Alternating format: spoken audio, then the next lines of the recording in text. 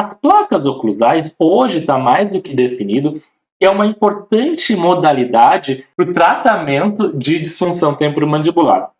E ela tem sido utilizada por mais de 100 anos como uma boa terapia para essas condições. Tá? Já tem muita evidência, já tem muitos estudos sobre isso. A categoria mais comum, que também é a mais documentada, placa de estabilização, que é a placa total. A placa total, que pode ser na arcada superior ou inferior, mas que vai cobrir todos os dentes, vai ser rígida, vai ser lisa na oclusal, vai ter pelo menos um contato com o antagonista, um em cada dente, tá? E vai estar bem estabilizada.